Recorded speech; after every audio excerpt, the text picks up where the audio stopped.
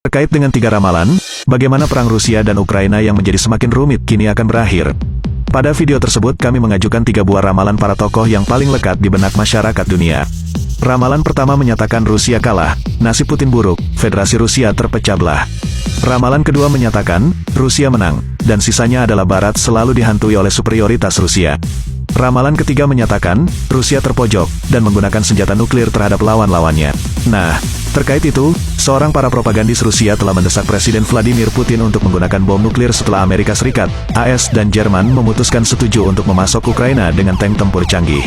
Seperti telah kita singgung pada konten video sebelumnya, AS setuju untuk mengirim sekitar 30 unit tank M1 Abrams ke Kiev. Sedangkan Jerman akan memasok 14 unit tank Leopard 2 dan mengizinkan negara-negara NATO lainnya juga menyediakan tank serupa. Rusia mengutuk keras langkah itu sebagai provokasi terang-terangan, dan pejabat Moskow telah memperingatkan bahwa pasokan senjata baru NATO akan menemui nasib yang sama seperti bantuan militer sebelumnya. Kini Rusia sadar, invasi ke Ukraina telah berubah menjadi perang melawan seluruh negara-negara anggota NATO. Sehingga pada perkembangan terbaru Yevgeny Satanovsky, seorang pendukung Putin dan Presiden Moscow Institute of the Middle East, membuat pernyataan yang sangat provokatif selama wawancara di saluran Waldman Line, mengadvokasi penggunaan senjata nuklir terhadap jantung demokrasi Jerman. Tank Jerman dengan salib di lapis baja mereka akan kembali berbaris melintasi Ukraina menyerang tentara Rusia, katanya. Mereka berpura-pura tidak berperang sembari mengumpankan dan mengendalikan Ukraina, katanya. Saya memiliki reaksi alami terhadap ini. Uni Soviet mengebom Berlin pada tahun 1941, katanya. Dan bagi saya ini adalah sinyal bahwa Reichstag, atau Bundestag, yang sekarang menggantikan Reichstag, seharusnya tidak lagi berdiri, ujarnya.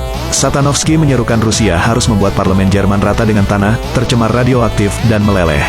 Vladimir Solovyov, tokoh lain yang dikenal sebagai corong Putin, juga mencela pengerahan tank negara-negara NATO, melihatnya sebagai pukulan telak bagi kekuatan Putin dan indikasi yang jelas kepada rakyat Rusia bahwa Jerman telah resmi memasuki pertempuran di Ukraina.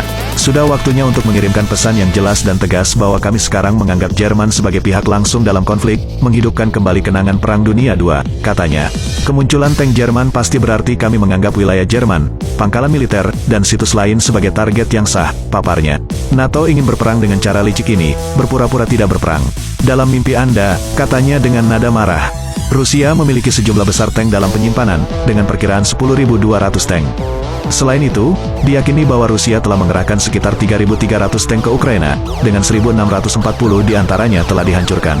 Perdana Menteri Polandia Mateusz Morawiecki menuduh Jerman pada hari Selasa, menyeret kaki mereka, ragu-ragu dan berperilaku dengan cara yang sulit dimengerti. Namun, Menteri Pertahanan Jerman Boris Pistorius mengatakan dia telah tegas mendorong negara-negara mitra yang memiliki tank Leopard yang siap ditempatkan untuk melatih pasukan Ukraina dengan tank-tank tersebut. Duta Besar Rusia untuk Amerika Serikat, Anatoly Antonov, menanggapi laporan tentang Washington yang berpotensi mengirim tank tempur dengan mengatakan langkah seperti itu akan menunjukkan penyerang sebenarnya dalam konflik saat ini. Tampaknya ini mengarah kepada ramalan ketiga pada video kami sebelumnya, yakni, Rusia merasa terpojok dan mulai berpikir nekat. Hasilnya sungguh tidak akan terbayangkan dengan mudah bagi dunia. Bagaimana menurut Anda?